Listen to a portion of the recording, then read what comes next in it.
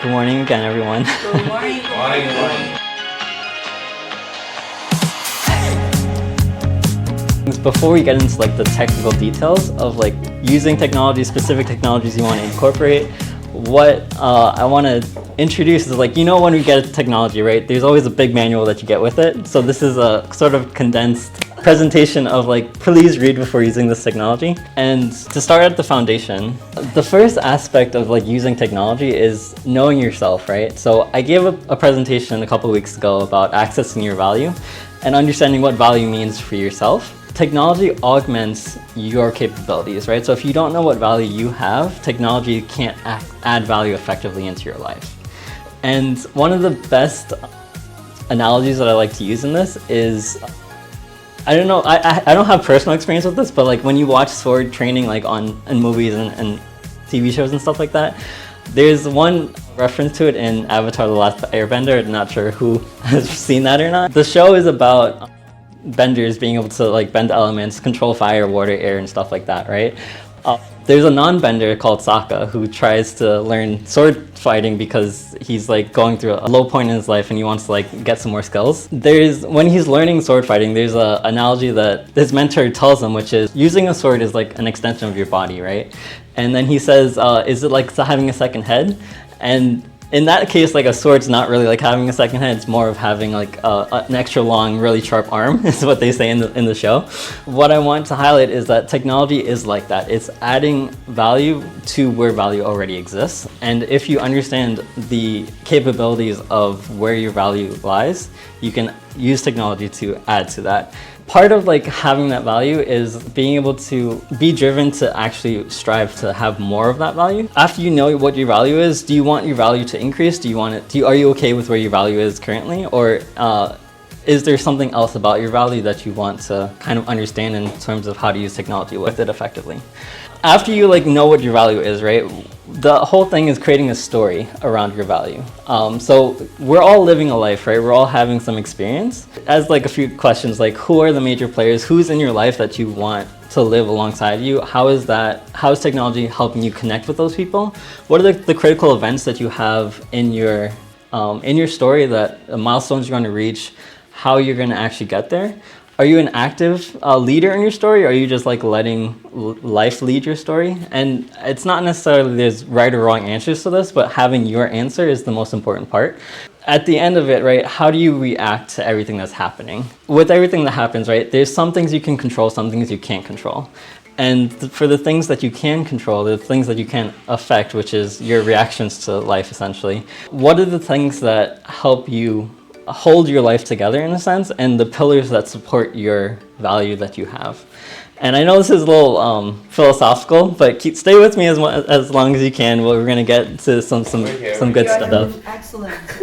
This is very important to build those foundations. Build a foundation, yes. And it's part of telling the story of how the technology applies. So part of knowing what pillars, what supports you, you have to know where they exist. Are they external or are they internal? And they could be a mix of both, right? There's the people that are around you that help support you, right? Having great leaders, having great mentors like Patrick, help to teach you things from the outside, but from within, right? When you're grinding, when you're like going through a rough patch, how do you stay true to yourself? How do you understand what you're working towards, what your goal is, and keep at it, right? Once you have those pillars, once you understand what those are, you can use technology to reinforce them. In terms of understanding how technology reinforces those pillars, there's two main things I want to highlight. The first one being the types of technology that exist, and the second one being the mode of technology, the mode of operation that they exist in. So in terms of types of technology, at a very high level, there's hardware, software, and networking, right? For a simple explanation of what this is, right? Hardware is anything physical, anything that you can touch, anything you can see, anything you can experience, right? Software is anything cognitive, anything on a mental or social or emotional level that helps you operate better in the physical world, but on a mental level. Software deals with managing that aspect of your life more effectively. And then in terms of networking and communication, right? I mentioned social for software a little bit, but in terms of actually connecting to people, connecting to the world, being able to transfer data to and from people, be able to convey ideas, being able to convey value. The aspect of networking kind of talks to that, right? There's those three types of technology, and then in terms of modes of technology, there's assistive, semi-autonomous, and then fully autonomous, right? So assistive, right?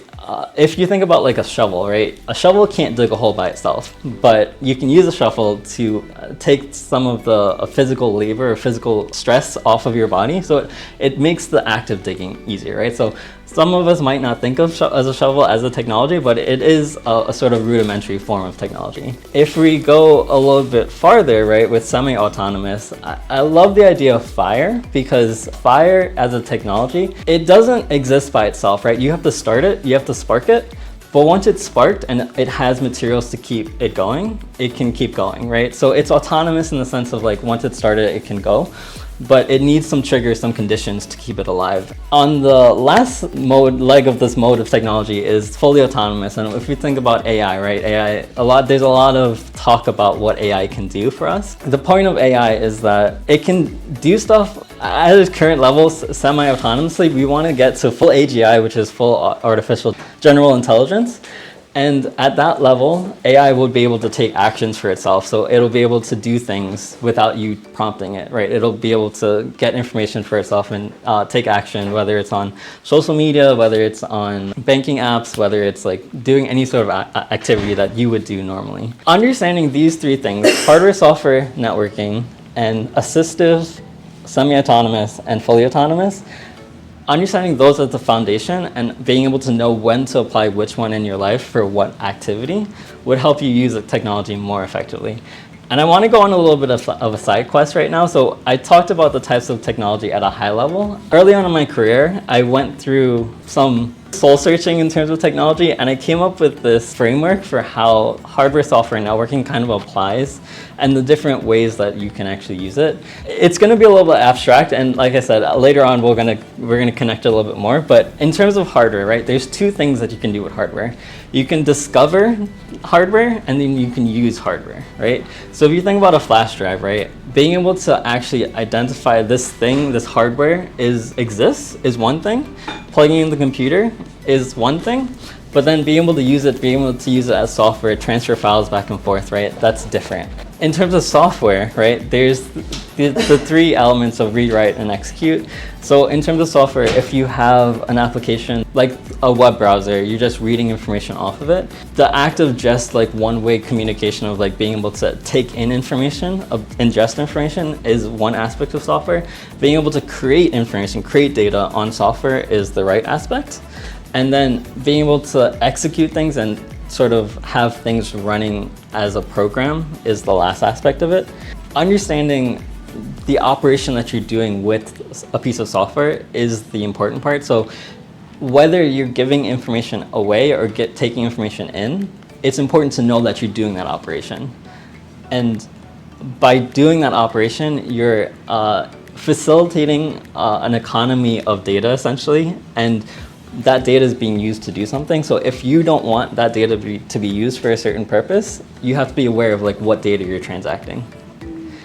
And after the data is transacted and you're actually running things on that data, then be able to identify that things are actually running off of that data is important as well. So we understood sort of what value is and the story you want to build in relation to that value, how you want that value to grow. And we talked about what supports you in being able to actuate on your value. And then so that's hardware and software, and then networking, before I move on, is the whole thing is like there's one-way networking where it's like in terms of like being a presenter, right? You're broadcasting information. You're one person just disseminating information. When you're having a conversation with people, or when it's a small group kind of hashing out ideas, doing some brainstorming, it's bi-directional, right? You just have an exchange both ways of information, and then multi-directional is when you actually have more than one person, but bi-directional is supposed to just be one-on-one, and multi-directional is going to be many-to-many, right? And the reason one-to-one bi-directional is different from multi-directional multi-to-multi is because when you have multiple people in a group, the complexity of the problem increases dramatically.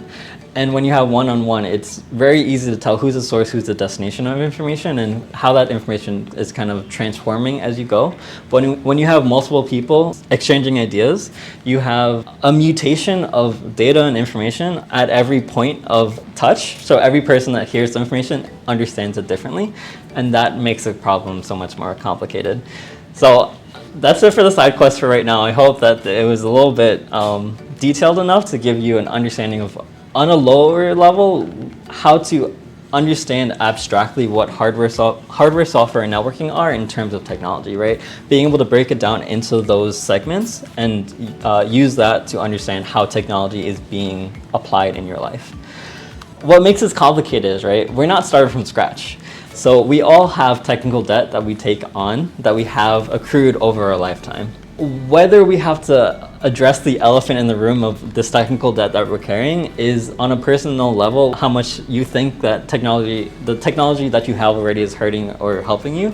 Some of the things I'll highlight about technical debt in the sense, usually the term technical debt is more of a negative one in terms of like, this is some baggage that you're carrying and it's all negative, right? But with technology, the technology experience that you've had so far, there's some positives as well. So when you've learned technology a certain way, it's kind of hard to unlearn. If you learn something bad, you have to unlearn it to be able to learn a more effective way of using it. So that's more of a bad side of it, right?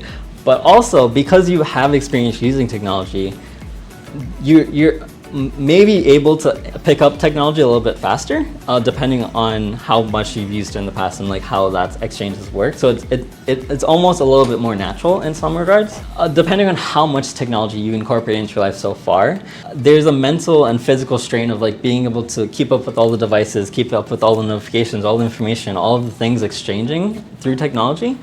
And depending on how you've managed that over your life, you also have experience like understanding what that problem is. So as you grow from your current state, you have experience that you're gaining in terms of how to use technology more effectively. If we have technical debt, I'm going to talk about 3 ways that you can analyze how that technical debt is affecting you and address it if you need to, right? So the first aspect of analyzing that technical debt is on a physical level.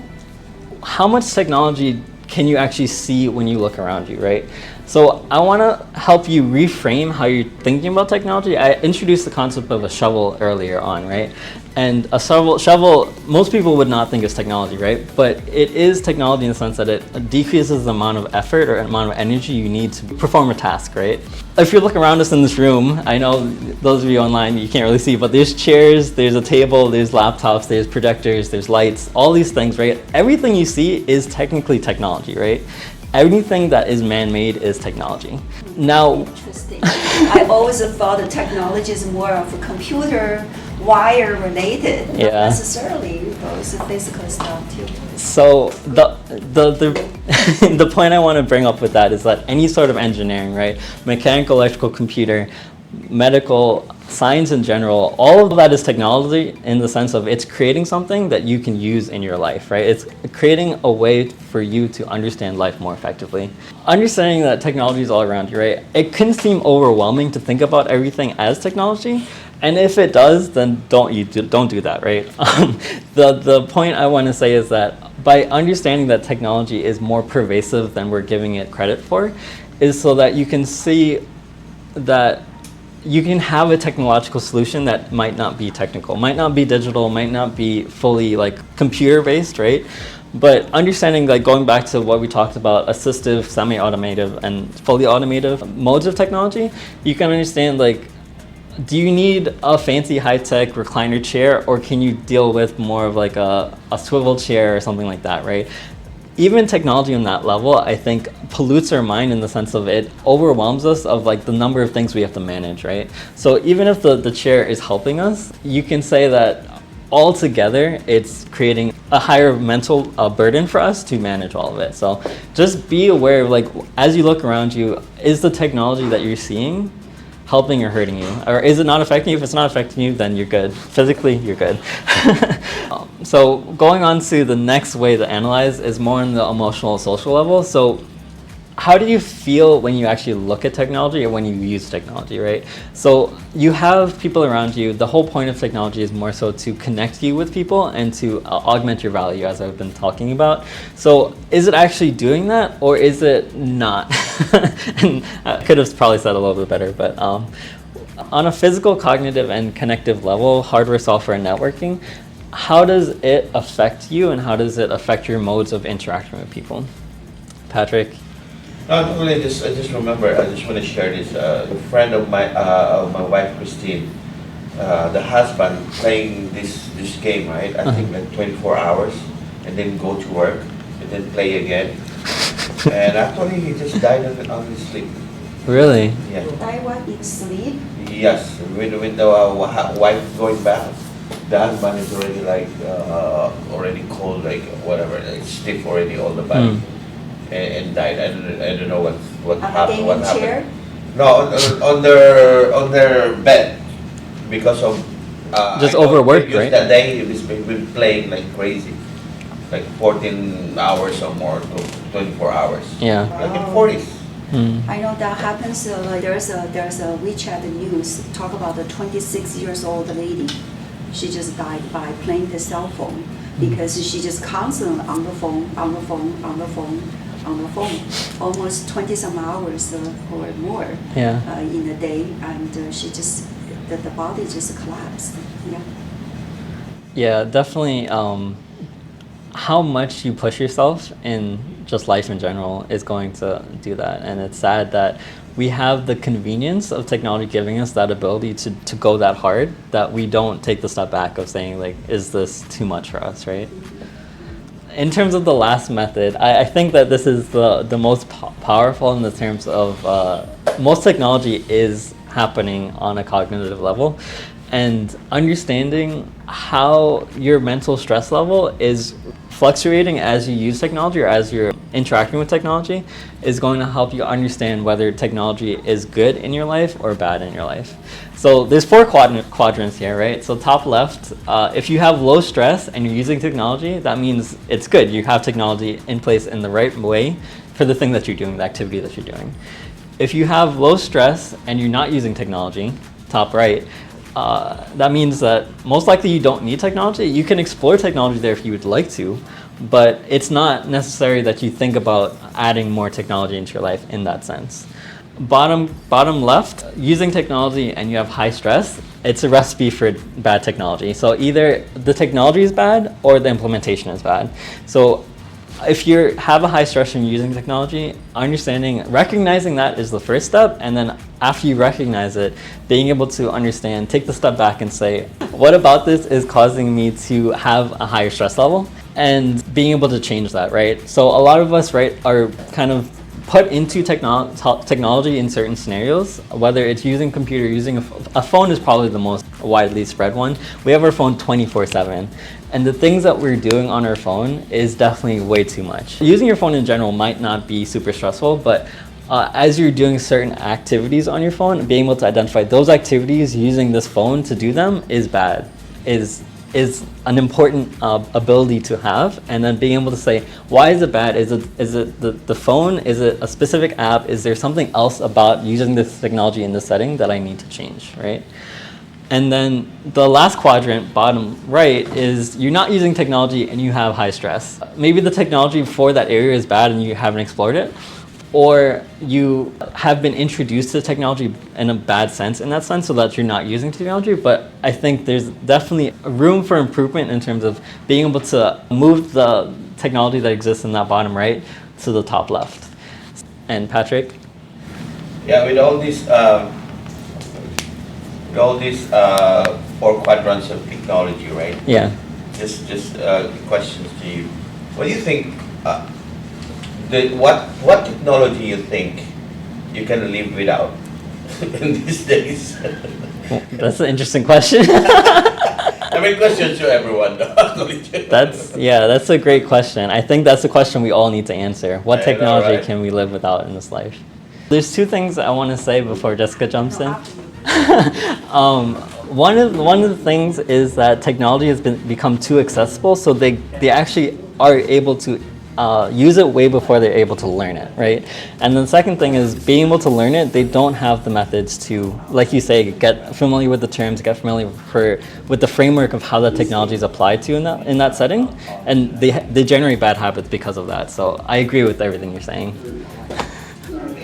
What I want to say to answer Nicholas's question, or Patrick. actually Patrick's question, what technology that we cannot live without?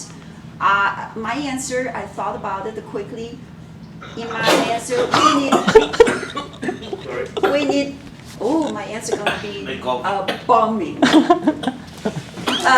We need all technologies, but the matter is that do we have the discipline to manage our time, to use each technology with appropriate time frame. There are times I search something on the Facebook, I search one and another. You go so many layers, like onion, and you go to the heart after an hour and two. So what I'm doing, what I was searching, I become forgetful my original purpose using that app to get the work done this one, but I did above and beyond. Instead of my question that what technology that we cannot live without, maybe we can just revise that what technology that we can be using minimal instead of without, right? No. Right. Now, Just to respond to some of Jessica's points, and I think that she has great points. Obviously, everyone's not going to be an expert in technology, right? You're going to be an expert in you.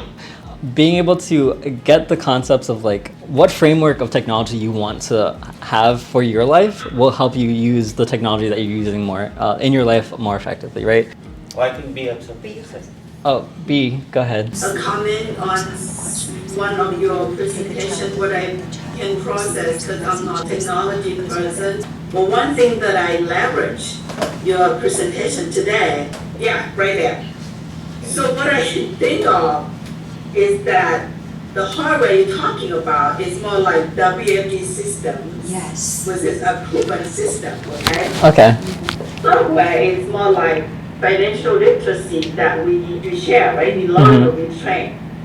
Then in terms of networking, is that we integrating all of those hardware we have, collaborate with the software, which is financial literacy, to build our skills on recruiting, producing, and building business.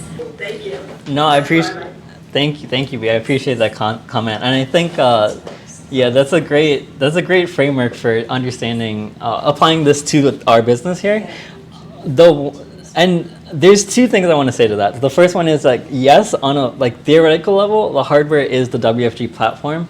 The software is the literacy, the concepts that we're explaining, and then the networking is our interaction with people, right? So that's one aspect of it. The other aspect of it is hardware, is how do we actually go interact with people, right? What is it that we're using? We're using offices. Offices are one of our biggest hardwares, event venues and stuff like that. That's another. The physical aspect of how you actually interact with people. The software is like the WFG website, the iGo applications, the nationwide Prudential, whatever system that we're using, the software that we run to actually do the work that we're doing. And then the networking is actually like doing the presentations, doing the actually talking to people, communicating the ideas. So that's another aspect of how you would apply this to the business, if that helps. The core of it, right, is building your foundation, as Jessica alluded to earlier, building your story. As I said, you are your own expert. You don't need to know everything, but you need to know everything about you. Or you should know everything about you. If you don't know everything about you, then I feel like there's a bigger problem there. But you're going to evolve as you grow, right? You're going to change. The life's going to change around you as well. So being able to understand who you are, what value you have in your life, will tell you how you can stay grounded as things around you change, as you change, as life in general changes. And as we learn new technology, the idea that I want to convey is that we have to be able to cultivate a way of learning technology, not necessarily just learning a specific technology. So if you like, for social media, right? There's Facebook, Instagram, LinkedIn, TikTok. There's so many things, right? if you know one, arguably you technically know all of them, right? If you learn one well enough and abstract those concepts, you can understand how to like work with other social media well enough. The other thing about learning new technologies is that there's constant iterations, constant improvements, constant upgrades, security and feature-wise. So like we all became experts in like Windows 90, 99 or 98 back in the day, but we don't need that knowledge anymore. But some of the things that we learned from back then still apply today. So being able to know from older versions of technology, what is still relevant and how does that help you learn new technology more effectively? And then using all of that to scale up, down, in and out, all ways, all directions. The thing about here is don't be afraid to explore, right? Technology is gonna continue to expand at a rapid pace in our lives, both becoming more advanced individually and then connectively across all domains. Just technology is gonna apply more exponentially as time goes on. So the choice is yours whether you want to embrace the challenge of like being as symbiotic with technology as possible, or whether you want to be a recluse and just say like I'm good with whatever technology I have, like whatever technology exists, like it's good over there. But as I said, like don't be afraid to explore. I think as humans we have a creative curiosity about us, in the sense of we want to grow and expand and we want to be better people in general. So being able to use technology to learn more about ourselves and to expand and understand how we make our life here is important. So we talked about all this philosophical stuff, right? Some of it we might be able to take on with us. Most of it probably we'll need to repeat it a few times to fully understand it. But what are the applications of this, right? So everything I talked about can be applied to every domain, as I was talking about before. So anything, any industry, film, education, any sort of hobby you have, science, financial, healthcare, aviation, anything that you have, there's technology there, right? So being able to understand these concepts will be able to help you use technology in all of those domains themselves. But why are we here? We're actually here to talk about financial tech, FinTech. And FinTech as a term in society has a specific connotation, but as I'm defining it here, it's just technology applied in a finance setting. It's not FinTech in sense of like cryptocurrencies or blockchain or stuff like that. So just keep that in mind. FinTech is actually, just like healthcare tech, it's just about using technology in that setting. It's not necessarily about any particular technology that evolves in that setting. So kind of applying what I've learned, what I've taught here to how I operate in this WFG business. The first point I mentioned was like knowing yourself, right? And as we like operate in this financial business, right? There's people, there's the money that we interact with, and then there's health. Health is wealth, right? So if you don't have your health, then all the money in the world can't do anything for you. So these three core concepts, I think, are the foundation for how I understand the business. And the story that I want to tell is I want to connect people to the things that they value. So not necessarily money, not necessarily a house, not necessarily a nice car or travel or shopping or anything in particular, but whatever people value, I want to help them be able to get that for themselves. Understanding that this is the story that I'm telling is just my story. I feel like everyone can have their own personal story, but this helps me, right? And in terms of the pillars that I have that supports me in this mission that I have, there's a lot of them I just highlighted for here just for example purposes, but knowledge, right? So being able to understand, like being able to know something, right? And know that you know something, I think is super powerful. When you're conveying ideas to people, conveying these financial concepts, conveying technology concepts, or any sort of concepts in general, I think that the term knowledge is power it has gotten kind of like bad reputation recently, but I think knowledge still is the root of all power in the world. And if you don't know anything, then you have no power. In terms of the team, right? We have a great team here in Fort Lauderdale Financial Center. And I think that us working together helps me to actuate on like making this possible. For me, energy is also important. So being able to not worry about like how I'm spending my time, but having the energy to do whatever I want to when I want to. Energy management, I talked about that also in a presentation before. That's important. That's like, if I don't have energy, I can't make this happen, right? And then the last one of structure. I'm very organized in the sense of I like to have frameworks for everything. I like to have formulas for things. I know life, there's no master or ultimate formula for anything, but I like to structure things as much as possible to be able to create sort of a common ground with other people and be able to convey ideas more effectively. So there's a difference also between discipline, structure, and organization and like other things, but I'm not a super disciplined person as much as I try to be, but I love structure. So that's part of your not being in the structure.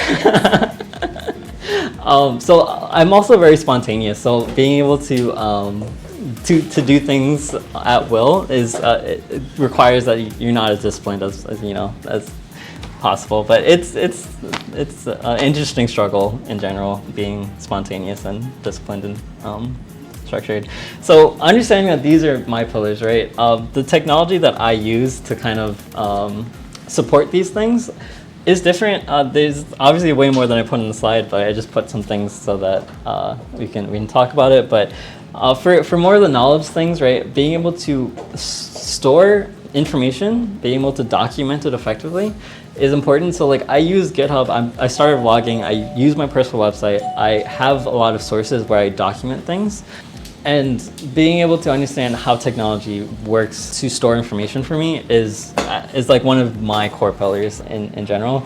In terms of the team, like there's all social media, there's messaging apps that are not necessarily social media, but it's all just communication in general. So obviously Zoom and Google Meet and all those things go up on the pillar, but being able to connect with people, using Instagram, using calendars to coordinate times and stuff like that, all of that's like super important. So that's why like this presentation is like a pilot for like jump into those technologies. Like you have to understand all of this foundation before you use it. Otherwise, when you start using it, it's just going to be a mess and complicated in your life, right? In terms of energy, there's not really a technological solution for energy. I know there's time management apps. I don't like time, so like that's just my personal thing. I think being able to step away from technology and like create boundaries for it is how I use technology in that sense of like actually knowing where the boundary is, right? And in terms of structure, I think it kind of goes for any of the technologies that I use, being able to understand the system, where it integrates with, and how it kind of works in the world is where the structure comes into play. It's not necessarily that there's a specific technology for structure, but there's structure components of technology.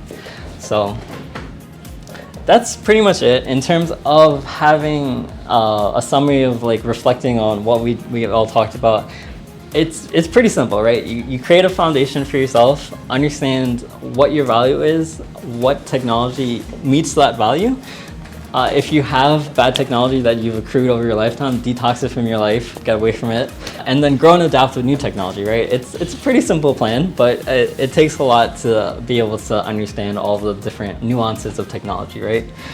So hope you got something from this, but I appreciate your time and thank you for listening. Thank you so much for your information. You're talking with not only technology, you're related with energy and spiritual and everything. So you have a psychologically, how do I say, something intelligent to teach somebody. You should be psychiatrist. It's a whole picture, holistic solution. Also can be connected to everything, right? Maybe just share. I want to be in your podcast. just share to all of the new members that doesn't know you. Maybe just in 30 minutes, 30 minutes, 30 seconds, 30 to 45 seconds. How did you start and why did you join this business? How did I start? How did I start and how? And why did you join? So you can't leave, Patrick. You gotta stay right here because you're how I started. Yes, I got interacted with you, right? For the longest while, right, I studied engineering in my undergrad. I did computer science. I started investing on my own. And I used to have a lot of explorative nature. Like I always was curious and like I always wanted to learn more. And I got to a point where I knew that I wouldn't learn everything, so I started to figure out what are the things that I actually care about learning and started to explore more in that sense. So I was shopping with my mom one day and Patrick was randomly in the store with us. And I think Patrick and Shu, right? And Shu, I don't know, I caught Shu's attention and she like started talking to us for some reason. And then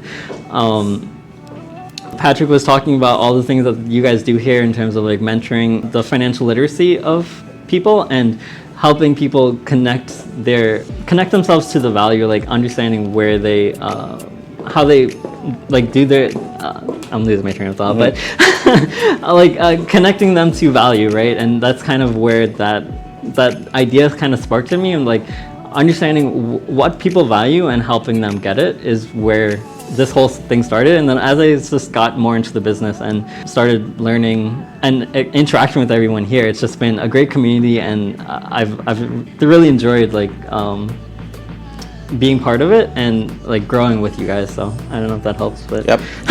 Thank you, Nicholas. Actually, Nicholas came late in one of our meeting. Like I think we almost finished like 5-10 minutes, and the we first one. we do the presentation. And I was actually surprised with his capability, with the technology savvy. He joined the business. So in short, guys, so let's find more of that Nicholas. Okay. So thank you. Thanks, man.